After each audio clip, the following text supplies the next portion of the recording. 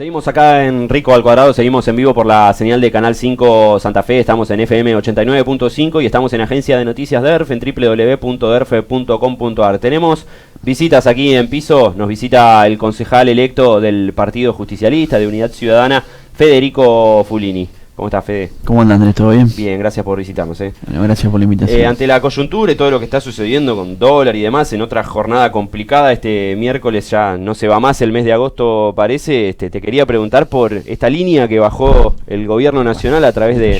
Guarda. Sí, guarda que no hay un espíritu. Ahí estamos. Ahora sí, disculpa. Te decía, esta línea que bajó el gobierno nacional en estos últimos días, 48 horas te diría, de que lo que está pasando tiene que ver con que el candidato de ustedes, Alberto Fernández, ha declarado tal o cual cuestión. ¿Cómo reaccionás a eso?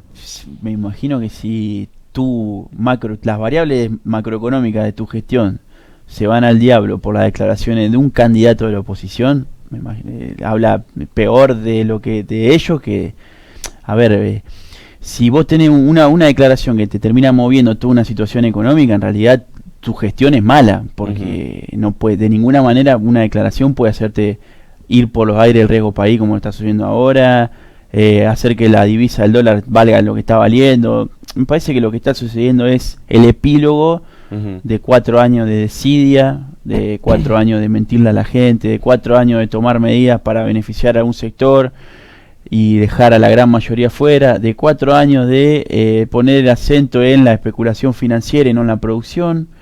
De ninguna manera las declaraciones de un candidato opositor pueden hacer temblar el sistema como está sucediendo ahora. Creo que es manotazo de ahogado. Es en realidad como hicieron durante 4 años. Electoral. Es echarle la culpa al otro. Nosotros teníamos un lema que era la patria es del otro, me acuerdo, muy por ahí cuestionado, pero el de ellos es la culpa del otro. Porque nunca el presidente se hace cargo de las cosas que suceden. Mirá, ellos decían que tenían dificultad en su gestión al principio por una supuesta pesada herencia, o sea, el pasado. Nos culpaban a nosotros de todos los males, de que la situación económica del país era mala por nosotros. Ahora la situación en este momento es mala por el futuro, por el futuro hipotético presidente que podría ser Alberto Fernández, según lo que indicarían los resultados electorales, una diferencia de 15 puntos, es muy difícil dar la vuelta. Entonces, es la culpa siempre o del pasado o del futuro, pero del presente no hablamos. Claro. Que el presente es responsabilidad pura y exclusivamente de la gestión de Cambiemos, que han fallado, digamos, han hecho mal las cosas, han chocado la calecita, como dicen algunos analistas, porque si bien el país no era Suiza o no teníamos índices nórdicos, era un país que tenía un índice de endeudamiento, por ejemplo, muy por debajo del que tiene ahora, que tenía una tasa de desempleo muy por debajo de la que tiene ahora, que tenía pobreza, independientemente del indicador que se tome o de quién haga la medición, muy por debajo de la que se tiene ahora. Entonces... Tenía sí el kirchnerismo un problema estructural, el de la fuga de divisas. Sí. Es el mismo que tiene Macri ahora. Es un problema... La diferencia es el método utilizado. Te diría un problema histórico que tenemos nosotros en la Argentina. El tema de la fuga de divisas. Los grandes pulpos, los grandes tenedores, los grandes capitalistas, no quiero generalizar porque hay muchos empresarios que, te diría la mayoría, que se dedican a contener su empresa, a producir, a generar empleo, pero hay un sector muy, muy minoritario que tiene mucho capital que históricamente se ha dedicado a hacer esto. Generalmente ponen su negocio en la especulación financiera, en la tima financiera, en comprar y vender bonos, en levar, todo lo que está ahora dando vuelta, y cuando... la fugan a la plata, no la dejan en el país, la mandan a algún paraíso fiscal para no pagar algún tipo de impuesto, y es una conducta que se ve a lo largo de la historia, digamos, que se acentúa ahora, porque ahora se le han dado las herramientas para poder hacerlo con mayores libertades a lo que sucedía en nuestro gobierno. En nuestro gobierno había una serie de reglamentaciones, de regulaciones del Estado para atenuar, para aflojar esa fuga de capital. Ustedes pusieron el cepo, me pongo en Luis Majul. Ustedes pusieron el cepo, Federico. Podría ser el cepo, yo por ahí con el cepo hubiese tomado, si bien fue una medida para frenarlo del todo, por ahí podría haber sido un poco más condescendiente con los pequeños ahorristas, con la gente común, la clase media. Con el que viajaba, sí. Pero sí es cierto que puede tener la puerta abierta de par en par como ahora, donde entra y sale cualquier cosa y nadie controla, donde... vienen unos capitales que se llaman golondrinas, son personas comunes o grandes empresarios, no personas comunes, generalmente de otro país, que ponen la plata acá con grandes beneficios, de los 3 meses se vuelan la plata. Claro. Y eso genera un daño muy grande en la economía, porque vos no tenés no manejás algo que es esencial, que es las divisas. Claro. Nosotros no tenemos la máquina de dólares, no la tenemos, la tiene Estados Unidos, la Reserva Federal de Estados Unidos. Claro. Nosotros los dólares los necesitamos para importar tecnología, para comprar insumos, para que la industria funcione, para que nuestros ciudadanos que quieran vacacionar en el exterior lo puedan hacer, y un sinfín de cosas que le hacen una cuestión preciada. El dólar es algo muy necesario, digamos. Es más, nosotros teníamos una economía que es bimonetaria.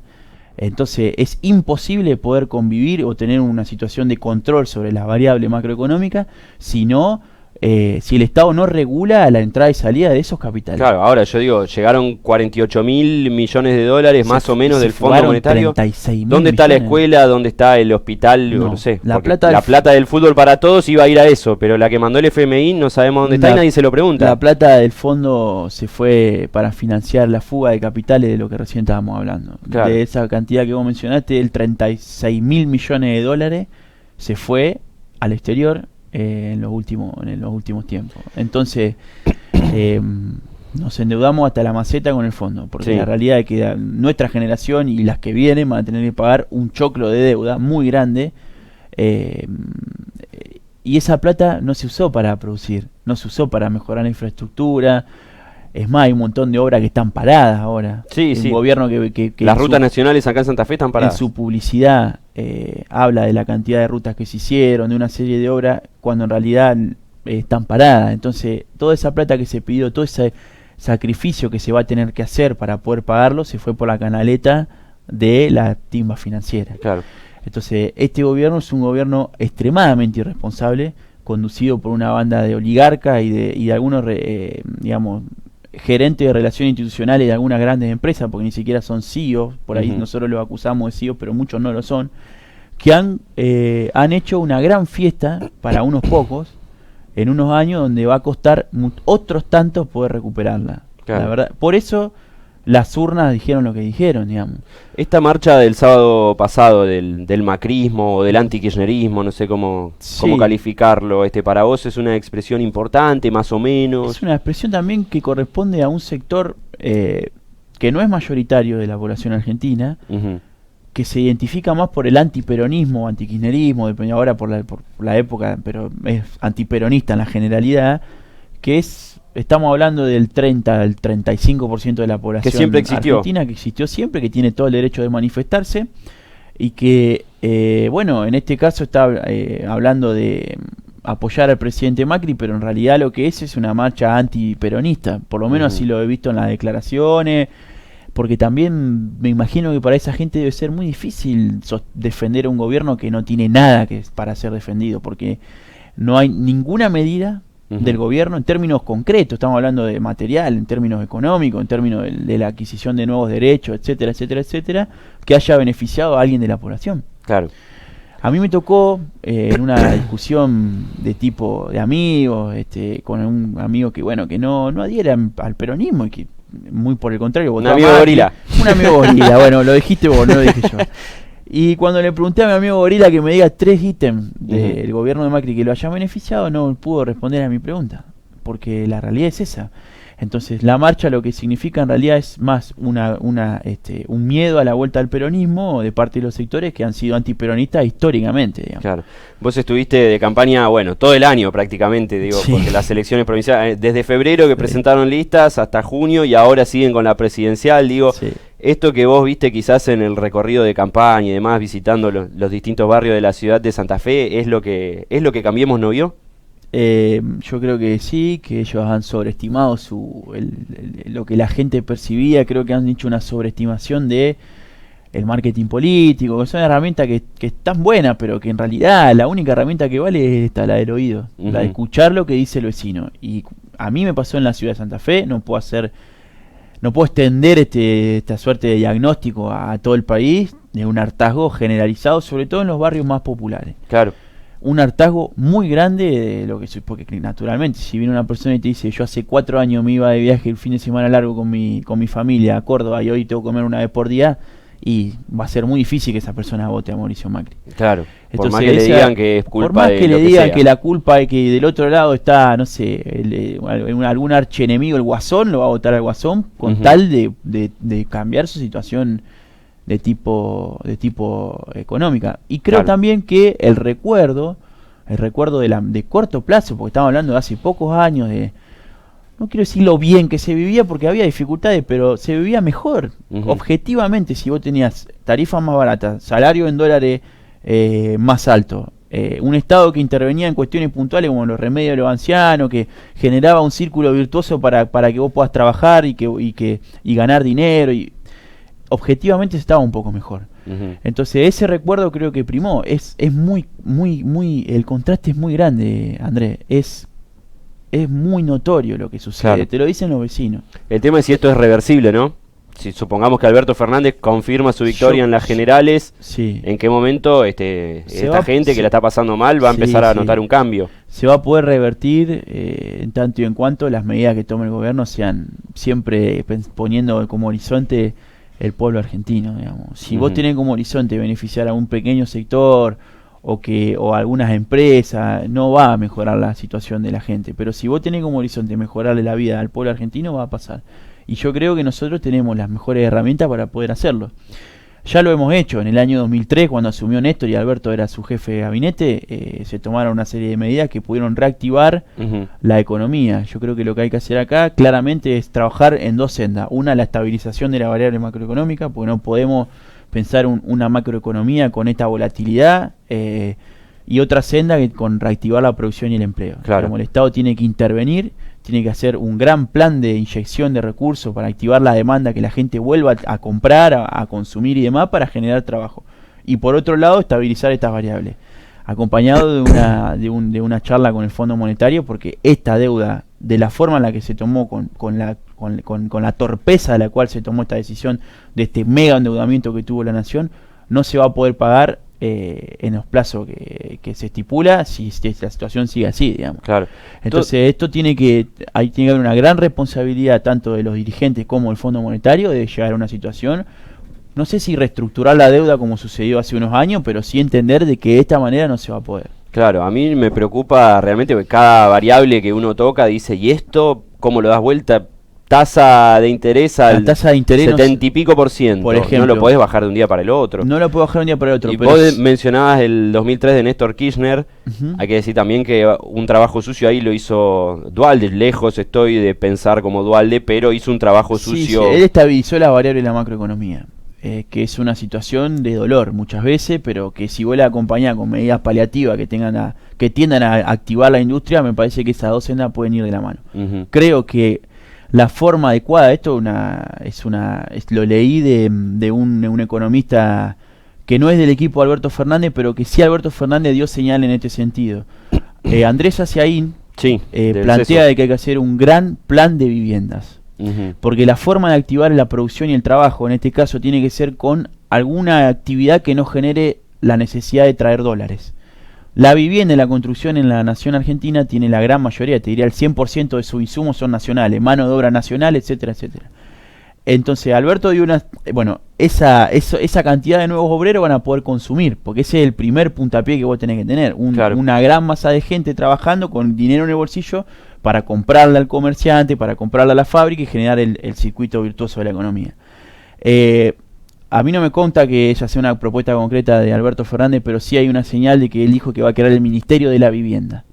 Y eso es una señal importante, que un candidato a presidente, el lapsus. Fue un lapsus, ¿no? Es un candidato a presidente, diga que va a crear un Ministerio de la Vivienda, supongo que va a ser tiende a tener un plan de vivienda, y que vuelva algo también, Federico, que por ahí más nuestros viejos y nuestros abuelos tenían, que era la ascensión social, la ascendencia, de que vos te ponías a laburar y llegabas a tu casa propia. Hoy me pasa a mí, a la gente de mi edad, que laburamos y la casa propia se ve muy lejos. Eso marca claramente la diferencia que hay entre nuestro sector político y el sector político de Macri. El ex ministro de Educación y senador nacional Esteban Bullrich dijo en una conferencia con empresarios que los argentinos tienen que acostumbrarse y disfrutar la incertidumbre. Es cierto. Para sí. nosotros, Se dijeron tantas cosas. para nosotros, los argentinos tienen que poder planificar su vida. Y para poder planificar su vida no tienen que tener incertidumbre. Porque si vos, para poder hacer tu casa, que hoy cuesta un Perú, todos sabemos que poder tener casa propia Hoy es imposible. Sí.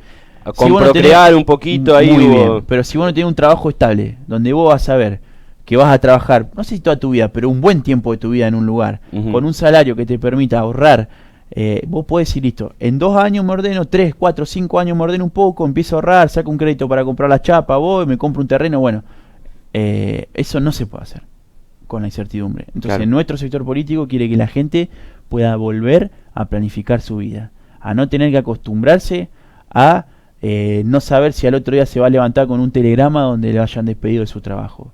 Y creo que eso es lo más jodido que tiene este gobierno. Claro. Lo más jodido que tiene este gobierno es un gobierno inhumano. Y lo digo sabiendo lo que significa esa palabra. Es un gobierno absolutamente insensible, que jamás se puso en el lugar del otro y que es conducido por gente que nunca padeció ninguna necesidad. Claro. Entonces, si vos no padeciste ninguna necesidad, o no conocías a nadie que padeció ninguna necesidad, o no escuchás a la gente, no podés tomar las medidas que tomaron. Porque hay medidas que son agarrar un serrucho adentro de un quirófano, como decía un economista. Fede, te hablo un poquito de la ciudad, te pregunto un Sí. poquito por la ciudad. Ya estamos en el marco de la transición ahí entre Corral y Jatón, y ustedes, como justicialistas, ¿qué están viendo de esto que desde el Frente Progresista dicen Corral se endeudó también hasta la maceta y parece que vamos a recibir algo muy complicado? ¿Qué están viendo? En la provincia también hay una situación económica compleja, digamos. Hay un estado, hay un déficit del primer semestre, un déficit contable de 10.500 millones de pesos. Ujú. Y que si eso se extiende y se hace una proyección donde vos tenés que una caída de la recaudación y un gasto que se sostiene, vamos a tener un déficit proyectado de 20.000 millones de pesos en la provincia de Santa Fe. Sí. La municipalidad también tiene otro déficit, por lo menos de lo que yo estuve viendo, de las declaraciones y de las reuniones de los equipos técnicos, no hay un número concreto de cuál es la Ayer Laura Mondino nos dijo acá 700 millones de lo dijo pesos Laura. en un semestre. Bueno, entonces imagínate lo que es para un municipio esa Ujú. deuda. Entonces la situación es muy complicada. Nosotros del justicialismo vamos a estar a disposición para ayudar al intendente siempre y cuando el intendente tome en cuenta la necesidad de la gente. Ujú. Porque acá también hay que atender del Estado municipal la necesidad de nuestras barriadas que la están pasando muy mal. Claro.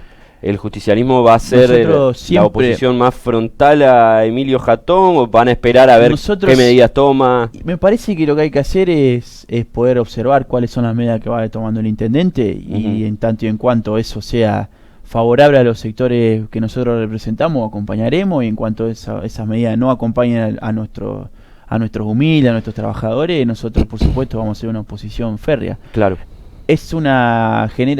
Hay que ver qué es lo que el intendente tiene para plantear en términos concretos, te digo, el presupuesto, hay que ver qué es lo que el intendente entiende que es la prioridad del Estado.